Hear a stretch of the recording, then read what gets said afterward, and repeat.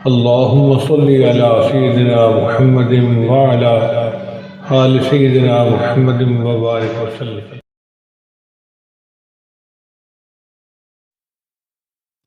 بسم اللہ الرحمن الرحیم. الحمد للہ وکفى وسلام على عباده الذین اصطفى اما بعد. واعوذ باللہ من الشیطان الرجیم. بسم اللہ الرحمن الرحیم. شہر رمضان الذی انزل فیہ القرآن.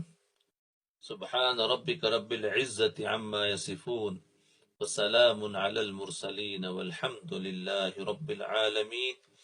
اللهم صل على سيدنا محمد وعلى آل سيدنا محمد وبارك وسلم. اللهم صل على سيدنا محمد وعلى آل سيدنا محمد وبارك وسلم. اللهم صل على سيدنا محمد وعلى آل سيدنا محمد وبارك وسلم. دیکھو رمضان المبارک کی فضائل میں ہے فضیلت شعبان. شعبان کا مہینہ بڑا بابرکت مہینہ ہے، اس لیے کہ یہ رمضان کا مقدمہ ہے. رمضان کا مقدمہ.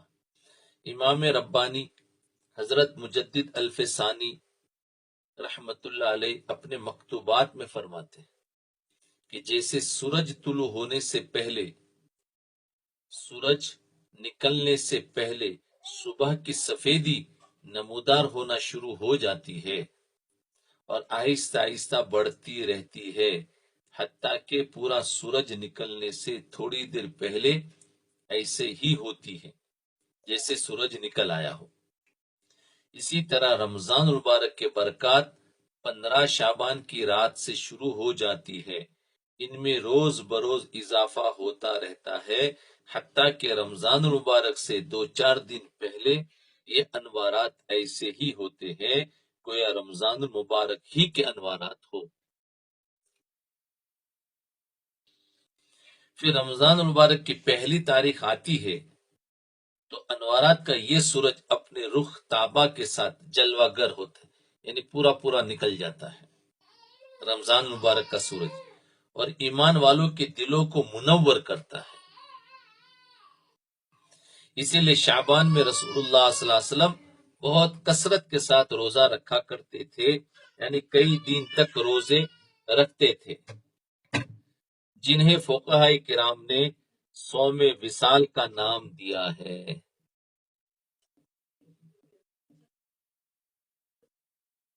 دوسری بات وہ یہ لکھتے ہیں کہ 15 شعبان کی رات بندے کے لیے بجٹ کی رات ہے.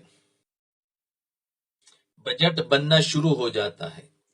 آئندہ سال اس بندے کی رزق کا کیا معاملہ ہوگا. رزق میں انسان کا مال، اس کی اولاد، اس کی صحت، اس کی بیوی بچے، ہر چیز دنیا کی شامل ہوتی ہے. تو وہ کہتے ہیں کہ 15 شعبان سے انسان کا بجٹ بننا شروع ہو جاتا ہے حتیٰ کہ پورا رمضان بنتا رہتا ہے، اور لیلۃ القدر میں انسانوں کا یہ بجٹ اللہ تعالیٰ فرشتوں کے حوالے فرما دیتے. لیلۃ القدر میں فرشتوں کے حوالے فرما دیتے آئندہ سال کے بجٹ کا فیصلہ. لہٰذا ان دنوں میں اگر ہم آئندہ سال کے بارے میں اللہ تعالیٰ سے خوب دعائیں مانگیں گے تو اللہ تعالیٰ کی طرف سے رحمتوں کا فیصلہ ہوگا. تو رمضان المبارک کا مہینہ اللہ رب العزت کی رحمتوں کا خزینہ ہے. رمضان المبارک کا مہینہ اللہ رب العزت کی رحمتوں کا خزینہ ہے.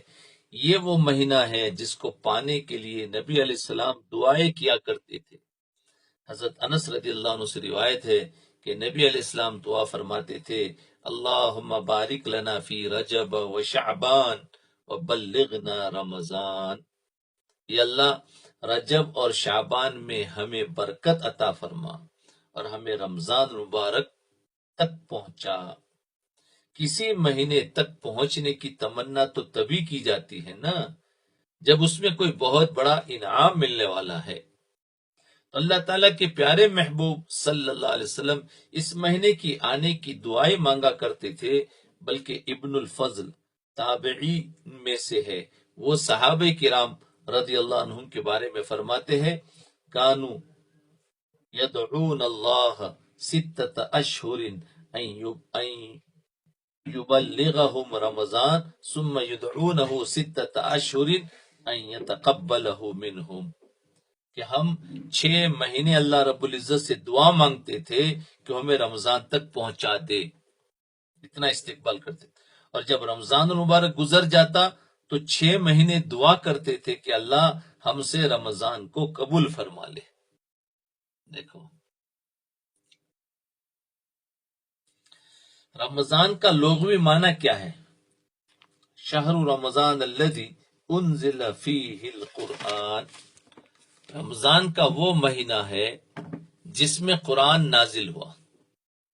رمضان کا لفظ رمزن سے نکلا ہے، اس کے لفظی معنی تیزی اور شدت کے ہے، تیزی اور شدت کے ہے۔ جیسے عربی میں کہتے ہیں رمیز یومنا ای اشتد حرہ، کہ آج تو بہت گرمی ہے، تو ایسا بولنا ہو تو عربی میں کیا کہتے ہیں؟ رمیز یومنا، رمیز یومن، آج تو بہت گرمی۔ اسی طرح جب کوئی پرندہ بہت زیادہ پیاسا ہو، پرندہ، اور پیاس کی وجہ سے لمبے لمبے سانس لے رہا ہو تو اس کو عربی میں رمزت طائر کہتے ہیں، یعنی پرندے کو بہت پیاس لگی ہوئی ہے، رمزت طائر۔ چاش کی نماز جو عام طور پر دن کے 10 بجے ادا کی جاتی ہے، اس کے بارے میں آتا ہے صلاۃ الضحیٰ حین ترمز الفصال، یعنی یہ وہ نماز ہے کہ جس پڑھنے کے وقت اونٹنی کے بچے کے پاؤں بھی گرم ہو جاتے ہیں، حین ترمز الفصال، اونٹنی کے بچے کے پاؤں بھی گرم ہو جاتے ہیں۔ تو مسلم شریف کی ایک روایت ہے کہ صحابہ کرام فرماتے ہیں کہ ہم نے نبی علیہ السلام سے شکایت کی کہ نماز کے وقت میں بڑی گرمی ہے، گویا ظہر کی نماز کے بارے میں یوں کہا کہ اللہ کے نبی، ظہر کے وقت تو بڑی گرمی ہے۔ رمضان کا لفظ فعلان، رمضان فعلان کے وزن پر اسم جنس ہے، اور بعض علماء نے کہا ہے کہ باب سمع یسمع سے رمیز یرموزو اس میں مصدر ہے، سمع یسمع رمیز یرمزو آئے گا۔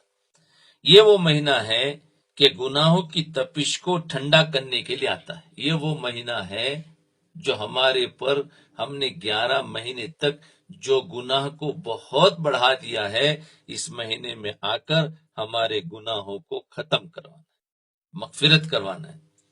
تو فرمایا یہ وہ مہینہ ہے گناہوں کی تپش کو ٹھنڈا کرنے کے لیے آتا ہے۔ گویا رمضان کا لفظ اپنا معنی خود بتا رہا ہے کہ لوگوں نے اپنی جانوں پر ظلم کی، ان گناہوں کی شدت سے آگ جل رہی تھی، اور رمضان المبارک کا مہینہ اس آگ کی شدت کو ختم کرنے کے لیے بھیجا گیا۔ تو اللہ کا کتنا بڑا کرم ہے اور کتنے وہ رحیم ہیں کہ اپنے بندوں کو معاف کرانے کے لیے ایک بہانہ بنا دیا، کیا ہے؟ رمضان کے مہینے کو، تاکہ میرے بندے 11 مہینے کے جو گناہ ہے وہ سارے میں معاف کر دو، پھر نئے طریقے سے ان کو زندگی ملے، تو ایک بہانہ لے آئے۔ اللہ عجیب۔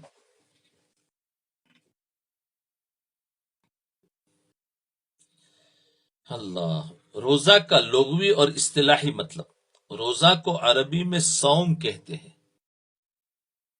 اس کا لغوی معنی ہے رک جانا، ٹھہر جانا، صوم۔ جب بی بی مریم نے بولنا بند کیا تو قوم نے کہا کہ آپ بات کریں، تو انہوں نے اشارے سے کہا انی نذرت للرحمن صوما، بے شک میں نے رحمان کے لیے روزہ مان لیا ہے۔ تو روزہ کا معنی کیا ہے؟ صوم کے لغوی معنی ہے ٹھہرنا، انی نذرت للرحمن صوما۔ صوم ان کا یہ صوم کھانے پینے سے رکنا نہیں تھا، بلکہ اس کا مطلب بولنے سے رک جانا تھا، بولنے سے رک جانا تھا۔ اسی طرح اگر کوئی گھوڑا چلتے چلتے رک جائے اور تھکاوٹ کی وجہ سے نہ چل سکے تو عربی میں اس کو صائم کہتے ہیں، صائم، رک گیا۔ عرب لوگ اپنے گھوڑوں کو جہاد کے لیے تیار کرتے تھے، چونکہ جہاد کے وقت ان کے لیے چارہ اور دانا پانی میسر نہیں ہو سکتا تھا، اس لیے وہ ان کو گرمی کے موسم میں یہ چیزیں نہیں دیتے تھے تاکہ ان کی مشق ہو سکے۔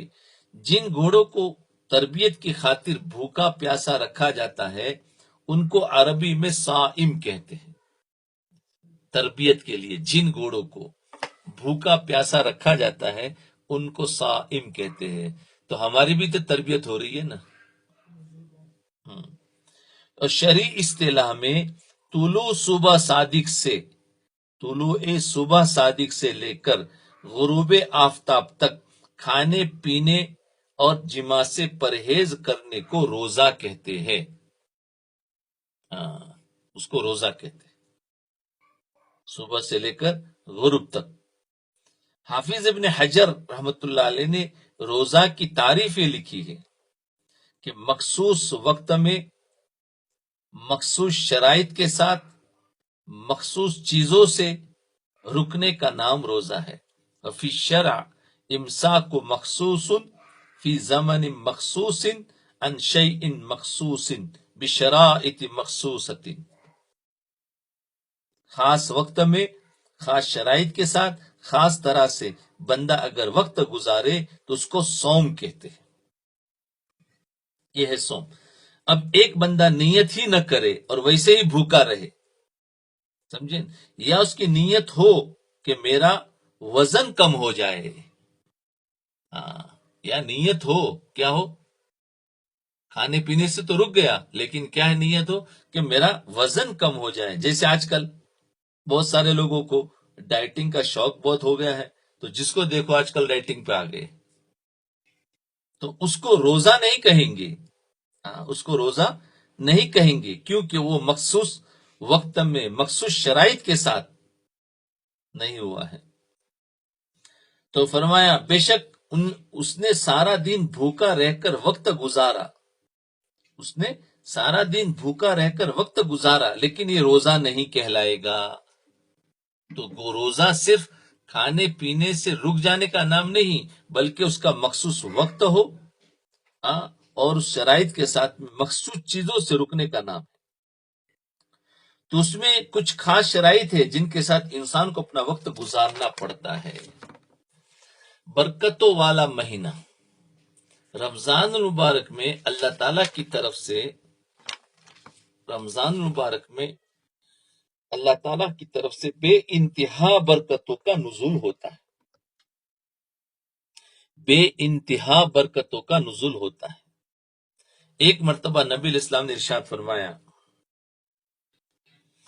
اتاکم رمضان شہر برکت یغشاکم اللہ فیہ فینزل الرحمت ویحوط الخطایا ویستجیب فیہ الدعاء ینظر اللہ تعالی الی تنافسکم فیہ۔ تمہارے اوپر رمضان کا مہینہ آ گیا ہے جو برکت والا مہینہ ہے، اس میں اللہ رب العزت تمہاری طرف متوجہ ہوتے ہیں اور تم پر رحمت نازل فرماتے ہیں، تمہاری خطاؤں کو معاف کرتے ہیں، دعاؤں کو قبول فرماتے ہیں اور اس میں تمہارے تنافس کو دیکھتے ہیں۔ عبادت میں ایک دوسرے سے جو آگے بڑھتے ہیں نا، اس کو تنافس کو دیکھتے ہیں۔ رمضان المبارک میں بہت ہی برکات نازل ہوتی ہیں۔ امام ربانی حضرت مجدد الفسانی رحمت اللہ علیہ اپنے مکتوبات میں فرماتے ہیں کہ رمضان المبارک کے مہینے میں اتنی برکات کا نزول ہوتا ہے، اتنی برکات کا نزول ہوتا ہے کہ بقیہ پورے سال کی برکتوں کو رمضان المبارک کی برکتوں کے ساتھ وہ نسبت نہیں جو قطرے کو سمندر کے ساتھ ہوتی ہے۔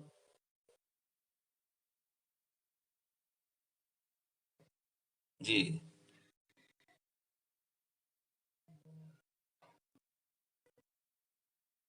ہم، جی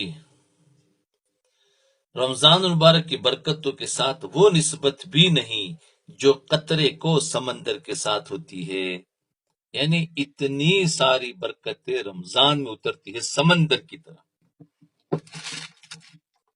کیا بات بتا رہے ہیں؟ سمندر کی طرح، سمندر کی طرح برکتیں اترتی ہیں۔ اور 11 رمضان کی برکتوں کو کیا کہیں گے؟ قطرہ۔ جی ہاں، یہ عظمتوں والا مہینہ ہے۔ اس مہینے کو نبی علیہ السلام نے شہر عظیم، عظمت والا مہینہ کہا۔ فرمایا قد اظلکم شہر عظیم، تمہارے اوپر ایک بڑا مہینہ آ رہا ہے۔ اب دیکھیں اللہ بھی عظیم ہے، وہو العلی العظیم، ان کے محبوب کے خلق بھی عظیم ہیں، قرآن بھی عظیم ہے۔ وَلَقَدْ آتَيْنَاكَ سَبْعًا مِّنَ الْمَثَانِ وَالْقُرْآنَ الْعَظِيمِ، اللہ بھی عظیم، قرآن بھی عظیم، اور نبی الاسلام کے اخلاق بھی عظیم۔ یہ مہینہ بھی عظیم اور یہ مہینہ بھی عظیم، اور اس مہینے کی عبادت پر جو کامیابی ملے گی وہ بھی عظیم ہوگی۔ فقد فاز فوزا عظیما۔ جی تو مہینہ عظیم، اللہ عظیم، اللہ کے نبی کے اخلاق عظیم، اور قرآن عظیم، اور مہینہ عظیم، اور اس پر جو کامیابی ملے گی وہ بھی عظیم۔ فقد فاز فوزا عظیما، بڑی کامیابی پا گیا۔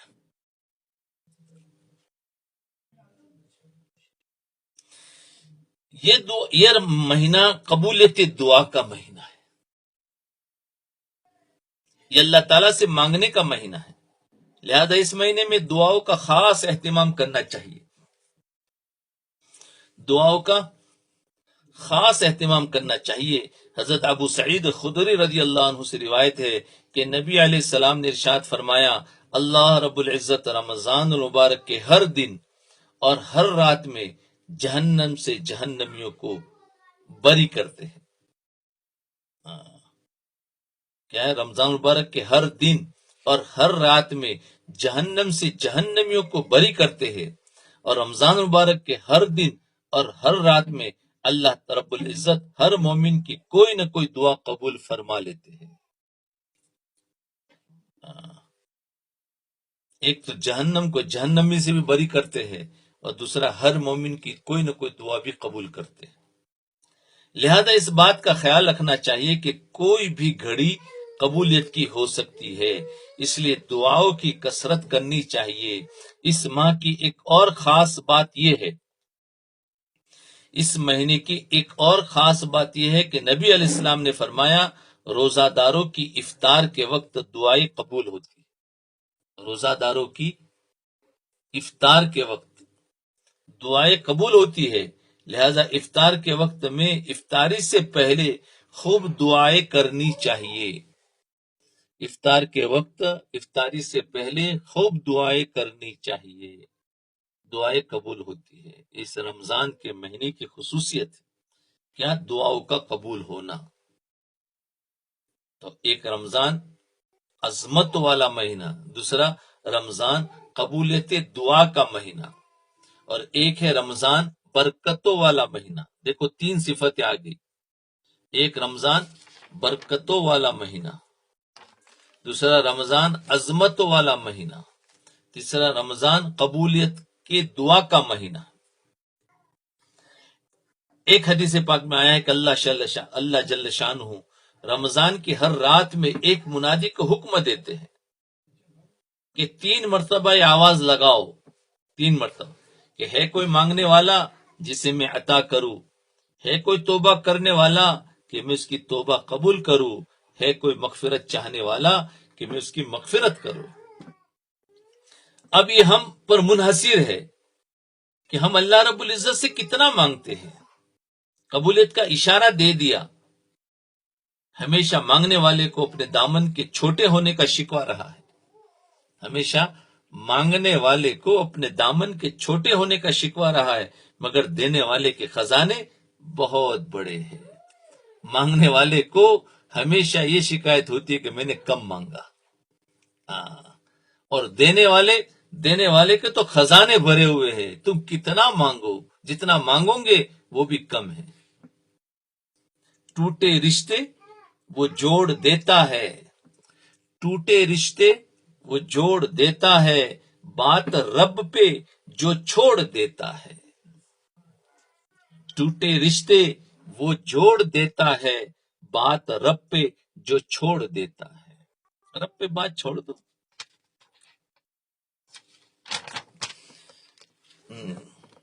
اس کے لطف و کرم کے کیا کہنا، اس کے لطف و کرم کے کیا کہنا، لاکھ مانگو کروڑ دیتا ہے. اس کے لطف و کرم کے کیا کہنا، لاکھ مانگو کروڑ دیتا ہے. جی، کوڑی مانگو کروڑ دیتا ہے، تھوڑا مانگو زیادہ دیتا ہے. جی، یہ تو مانگنے والے پر منحصر ہے کہ جیسی فریاد کرے گا ویسا ہی انعام ملے گا. اللہ کے بندو، دنیا دار لوگ بھی فقیر کے بھیس کا لحاظ رکھتے ہیں. لوگوں، اللہ کے بندو، دنیا دار لوگ بھی اگر کوئی انسان فقیر کے لباس میں آ جائے، مسکین کے لباس میں آ جائے، تو وہ لوگ بھی اس کا لحاظ رکھتے کہ بیچارہ مسکین ہے، دے دو اس کو. اگر رمضان المبارک میں کوئی بندہ نیکوں کا بھیس بنا کر، نیک لوگوں کا لباس پہن کر اللہ سے مانگے گا تو اللہ تعالیٰ کیوں لحاظ نہیں فرمائیں گے. ٹوٹے رشتے کو جوڑ دیتا ہے، بات رب پہ جو چھوڑ دیتا ہے. ٹوٹے رشتے کو وہ جوڑ دیتا ہے، بات رب پہ جو چھوڑ دیتا ہے. اس کے لطف و کرم کے کیا کہنا، لاکھ مانگو کروڑ دیتا ہے. تو بات یہ تھی کہ یہ مہینہ کیا تھا؟ ایک تو برکتوں والا مہینہ، دوسرا عظمتوں والا مہینہ، تیسرا قبولیتی دعا کا مہینہ، اور چوتھا مغفرت کا مہینہ. جی، موسموں میں ایک بہار کا موسم بھی ہوتا ہے.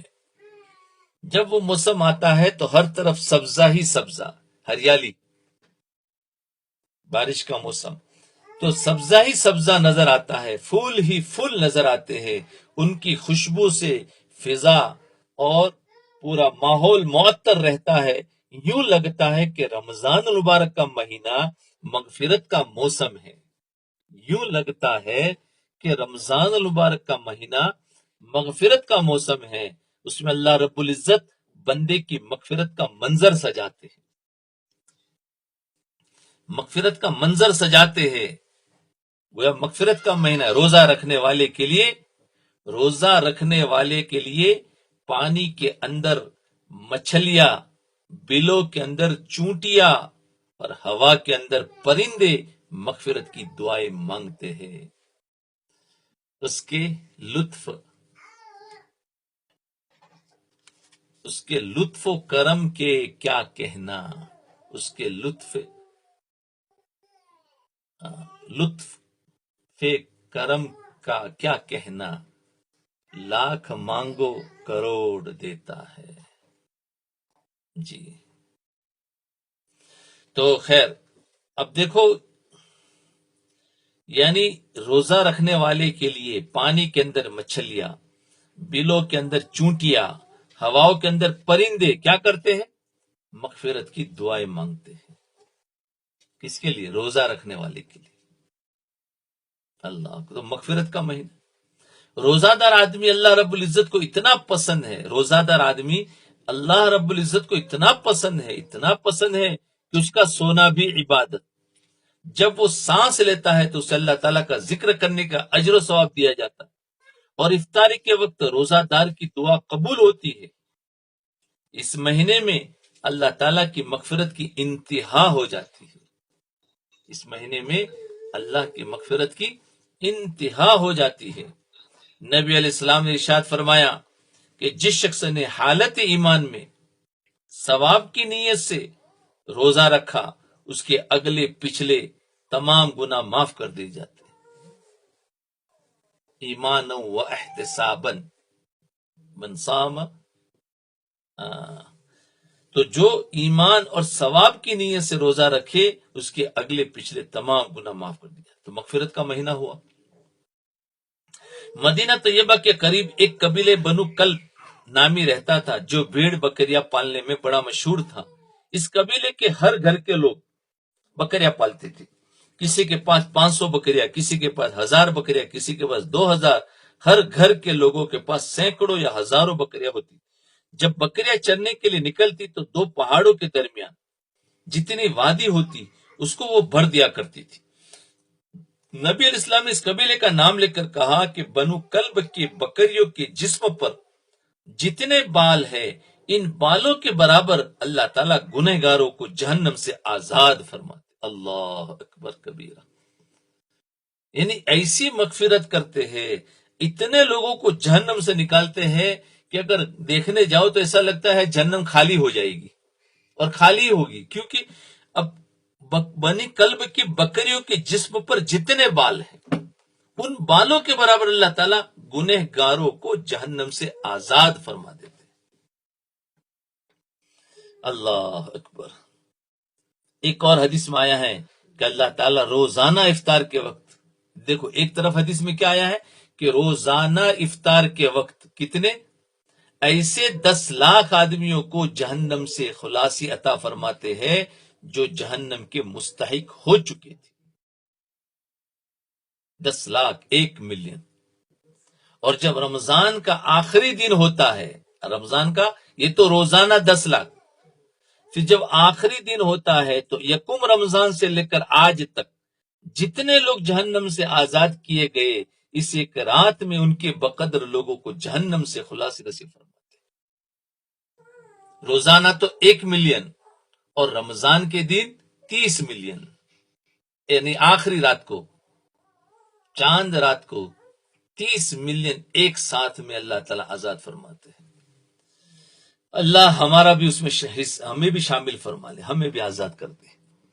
ان کے الطاف تو ہے عام شہیدی سب پر، ان کے الطاف تو ہے عام شہیدی سب پر، تجھ سے کیا ضد تھی اگر تو کسی قابل ہوتا۔ ہم بھی اگر کسی قابل بن جاتے تو اس مہینے میں مغفرت کا ہونا تو بہت ہی آسان ہے، ہماری بھی ہو جائے گی، لیکن ہم مغفرت کے قابل تو ہو جائے۔ تو کیا بتایا، کتنے نمبر ہوئے؟ رمضان برکتوں کا مہینہ، رمضان عظمتوں کا مہینہ، رمضان قبولیت دعا کا مہینہ، رمضان مغفرت کا مہینہ، اب ہے رمضان صبر کا مہینہ۔ رمضان صبر کا مہینہ ہے۔ حضور نبی علیہ السلام نے اسے صبر کا مہینہ قرار دیا، فرمایا هو شہر الصبر والصبر ثوابہ الجنہ، وہ صبر کا مہینہ ہے اور صبر کا بدلہ جنت ہے۔ اس مہینے کا صبر ہونا ظاہر ہے کہ تمام خواہشات و شہوات پر پابندی لگا دی گئی کہ تم سحر و افطار کے درمیان کچھ کھا پی نہیں سکتے، نہ بیوی کے پاس جا سکتے ہو۔ تو یہ صبر ہوا نا، مہینہ کا صبر ہونا ظاہر ہے کہ خواہشات اور شہوات پر پابندی ہے، کھا بھی نہیں سکتے، پی بھی نہیں سکتے، سب پر پابندی ہے، تو اس لیے صبر کا مہینہ ہوا۔ اسی طرح لغو کاموں اور فحش باتوں سے صبر، اسی طرح لغو کاموں اور فحش باتوں سے صبر۔ نبی علیہ السلام نے فرمایا لیس الصیام من الاکل والشرب انما الصیام من اللغو والرفث، کہ روزہ کھانے اور پینے سے بچنے کا ہی نام نہیں ہے، روزہ کھانے اور پینے سے بچنے کا ہی نام نہیں، بلکہ روزہ تو لغو اور فحش کاموں سے بچنے کی وجہ سے ہوتا ہے۔ لڑائی جھگڑے اور بد کلامی سے صبر۔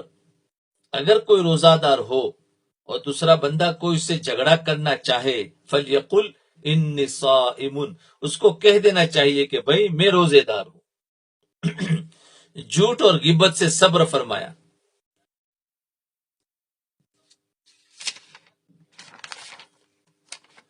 جو شخص جھوٹ اور جھوٹ سے متعلقہ کام کھوٹ نہیں چھوڑتا، اللہ کو اس کی کوئی حاجت نہیں کہ وہ اپنے کھانے اور پینے کو چھوڑ دے۔ یعنی جو انسان جھوٹ نہ چھوڑے تو اللہ تعالیٰ فرمائے تو کھانے پینے کو چھوڑ، مجھے اس کی کوئی پرواہ نہیں، کیونکہ جھوٹ چھوڑنا پڑے گا۔ صبر کا مہینہ، تو یہ مہینہ سارے کا سارا صبر کا مہینہ ہے۔ جو بندہ صبر کے ساتھ یہ مہینہ گزار لے، اللہ تعالیٰ اسے جہنم سے آزادی عطا فرماتے ہیں اور جنت کا مستحق بنا دیتے ہیں۔ تو گناہوں سے بچنا ایک صبر، اور روزہ رکھنا ایک صبر، یہ طاعت علی الصبر، اور وہ معصیت یعنی اس سے بچنے پر، معصیت عن الصبر، کہ گناہ سے بچنے پر جو پریشانی ہوتی ہے اس پر صبر کیا تو وہ صبر آ گیا۔ اب یہ مہینہ غم خواری کا مہینہ ہے، تو کتنے نمبر ہوئے؟ ایک برکتوں والا مہینہ، دوسرا عظمتوں والا مہینہ، تیسرا قبولیت دعا کا مہینہ، چوتھا مغفرت کا مہینہ، پانچواں صبر کا مہینہ، اور چھٹا غم خواری کا مہینہ۔ چھٹا یاد رکھنا، یہ غم خواری کا مہینہ، نبی کریم صلی اللہ علیہ وسلم نے اسے شہر المواصلہ یعنی غم خواری کا مہینہ کہا ہے۔ اس مہینے میں صدقات، خیرات کا ثواب عام دنوں کی نسبت کئی گنا بڑھا دیا جاتا ہے۔ جی، صدقات اور خیرات کا ثواب عام دنوں کی نسبت کئی گنا بڑھا دیا جاتا ہے، اور احادیث میں آتا ہے نبی علیہ السلام کی سخاوت کا دریا ویسے تو سارا سال ہی رہتا تھا، لیکن رمضان مبارک میں آپ کی سخاوت ایسی ہوتی تھی جیسے جھونکے مارتی ہوئی ہوائیں چلتی ہے۔ سبحان اللہ، ایسی سخاوت ہوتی تھی جیسے ہوائیں چلتی ہے، جو آپ کے پاس آیا اس کو خوب عنایت فرماتے تھے۔ اس لیے ہمیں بھی چاہیے کہ ہم اس ماہ میں صدقات خیرات کی کثرت کریں۔ غم خواری، جو غریب مسکین بیچارے ایسی جگہوں پر رہتے ہیں جہاں ان کے پاس کچھ نہیں ہوتے ہیں، ہم ایسی جگہوں کو ڈھونڈ کر اور ان پر ہم خوب صدقات اور خیرات کریں، تو یہ غم خواری ہوئی ان کے بارے میں۔ اس ماہ میں دوسروں کو افطار کرانے کا بھی بہت اجر بیان کیا گیا ہے۔ دوسروں کو افطار کرانے کا بھی بہت اجر بیان کیا گیا۔ فرمایا کہ جو شخص کسی روزے دار کا روزہ افطار کرائے تو اس کے گناہوں کے معاف ہونے اور آگ سے نجات کا سبب بنے گا۔ روزے دار کو روزہ افطار کرائے تو کیا فائدہ؟ تو اس کے گناہوں کے معاف ہونے کا اور آگ سے نجات کا سبب بنے گا، اور اس روزے دار کے ثواب کے مانند اسے ثواب دیا جائے گا۔ اصل روزے دار کے ثواب میں سے کچھ کم نہیں کیا جائے گا، اور یہ ثواب پیٹ بھر کر کھلانے پر ہی نہیں ہے، بلکہ ایک کھجور کھلا دینے سے بھی مل جائے گا، یا ایک گھونٹ پانی پلانے سے، یا ایک لسی پلانے سے بھی یہ ثواب مل جائے گا۔ نبی علیہ الصلوۃ والسلام، صحابہ کرام اس ماہ میں بہت ہی کھلے دل سے خرچ کیا کرتے تھے۔ اس لیے دوسروں کی غم خواری اس ماہ کی عبادت میں سے خاص عبادت ہے۔ جی، تو چھٹی چیز تھی غم خواری۔ اب ساتویں چیز ہے عبادت کا مہینہ ہے۔ یہ مہینہ عبادت کا مہینہ ہے۔ رمضان مبارک میں روزے دار کی عبادت کے اجر کو بڑھا دیا جاتا ہے۔ اگر نفل کام کرے گا رمضان میں، اگر نفل کام کرے گا تو فرض کے برابر اجر دیا جائے گا، اور اگر ایک فرض پورا کرے گا تو 70 فرضوں کے برابر اس کو اجر عطا کیا جائے گا۔ لہذا اس مہینے میں عبادت کا زیادہ سے زیادہ اہتمام ہونا چاہیے۔ تہجد کا پڑھنا اس مہینے میں آسان ہو جاتا ہے، کیونکہ سحری کھانے کے لیے تو اٹھنا ہی ہوتا ہے۔ بندہ تھوڑی دیر پہلے اٹھ جائے اور کچھ نوافل حسب توفیق ادا کر لے تو تہجد کی فضیلت نصیب ہو جائے گی۔ اس طرح باقی نفل نمازیں جیسے اشراق ہے، چاشت ہے، اوابین ہے، کم از کم اس ماہ تو باقاعدگی سے ادا کر لی جائے۔ ہو سکتا ہے کہ اس کی برکت سے باقی سارا سال بھی توفیق نصیب ہو جائے۔ اس ماہ کی سب سے بڑی عبادت لیلۃ القدر کی عبادت ہے۔ اگر وہ ایک رات بندہ عبادت میں گزار لے تو ایسا ہی ہے جیسے اس نے 1000 مہینے کی عبادت کی۔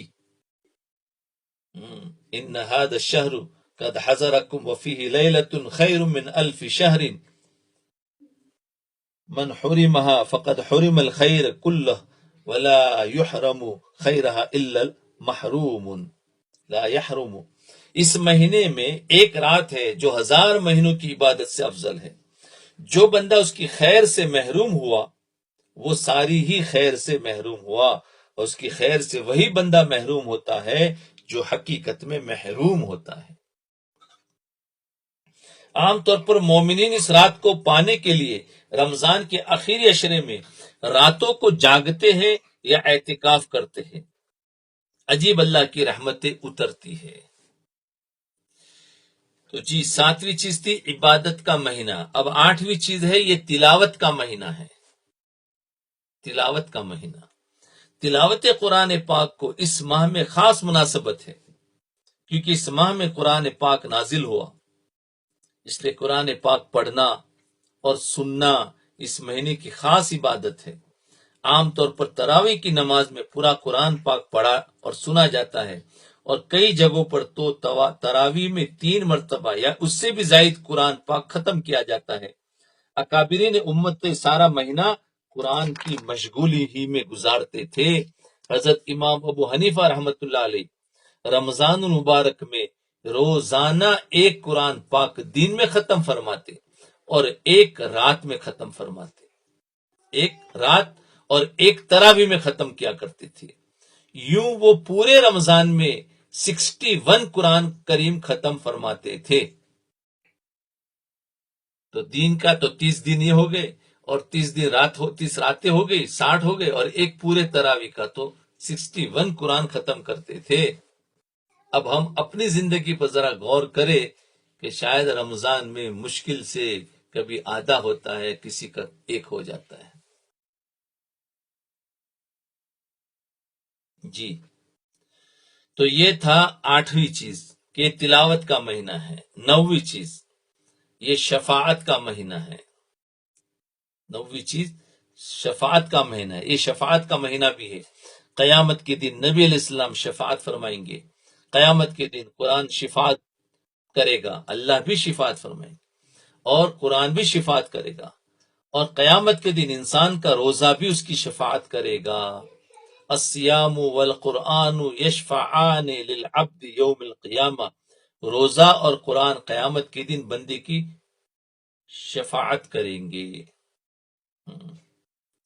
روزہ قیامت کے دن اللہ رب العزت کے سامنے یہ شفاعت کرے گا کہ یا اللہ اس بندے کو اپنی رضا عطا فرما دیجئے، یا اللہ اس بندے کو اپنی رضا عطا فرما، اور قرآن مجید بھی شفاعت کرے گا کہ اللہ یہ بندہ میری تلاوت کرتا تھا، اس لیے اسے عذاب کو ہٹا دیجئے اور اس کو جنت عطا فرما دیجئے۔ تو یہ کون سی ہوا؟ 8واں یا 9واں ہے؟ 9واں شفاعت کا مہینہ۔ اب 10واں ہے یہ اللہ تعالی کا مہینہ ہے۔ 9واں یہ اللہ تعالی کا مہینہ ہے۔ اللہ تعالیٰ نے اس مہینے کے بارے میں فرمایا کہ میرا مہینہ ہے، محبوب کی ہر چیز پیاری ہوتی ہے، محبوب کی ہر چیز پیاری ہوتی ہے۔ یہی وجہ ہے کہ نبی علیہ السلام کو اس مہینے کا انتظار رہتا تھا، کیونکہ اس ماہ کو اللہ تعالیٰ نے خاص اپنا مہینہ کہا ہے۔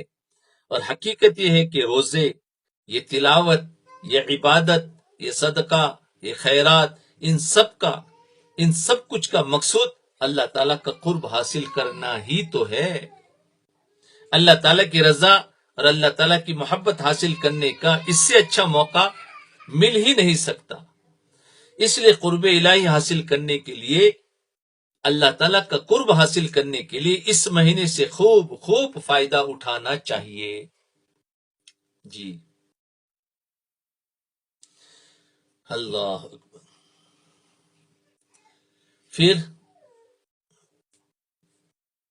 یہ 10 پوائنٹ تھے. کہتے ہیں دیکھو رمضان جو ہے وہ نیکیوں کا سیزن ہے. 10 پوائنٹ یاد رکھے، نیکیوں کا سیزن ہے. دیکھا گیا ہے کہ جو لوگ تجارت کرتے ہیں ان کے کاروباری سیزن آیا کرتے ہیں. جو لوگ تجارت کرتے ہیں تو ان کے کاروباری سیزن آیا کرتے ہیں.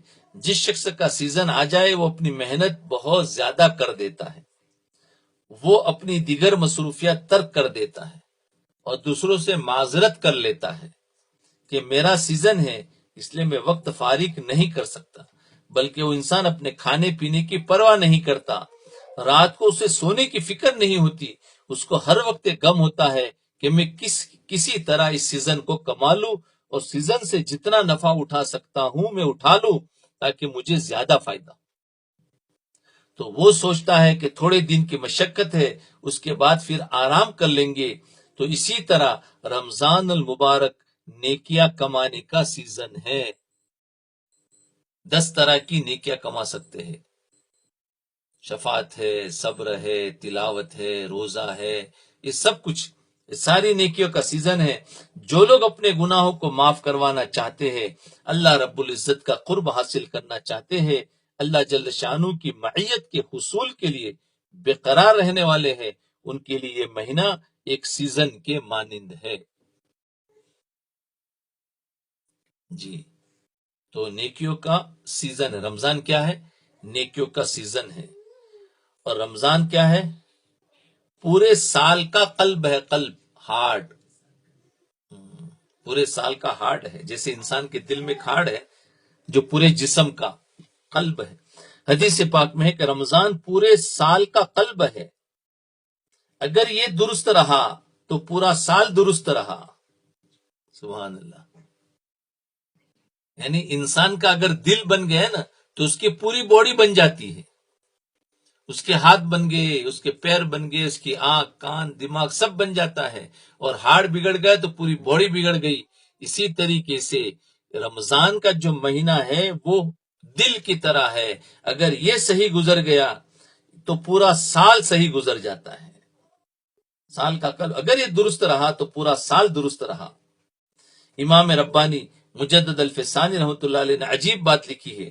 وہ فرماتے کہ مہینہ آنے والے پورے سال کا مقدمہ ہے. آنے والے پورے سال کا مقدمہ ہے. مثال کے طور پر ایک بندہ تکبیر اولیٰ کی پابندی چاہتا ہے مگر حاصل نہیں ہوتی. تکبیر اولیٰ کی پابندی چاہتا ہے مگر حاصل نہیں ہوتی.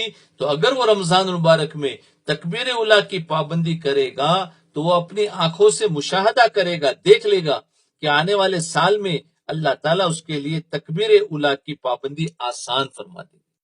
یعنی جو کام ہم پورے سال کرنا چاہتے ہیں وہ رمضان میں شروع کر دو.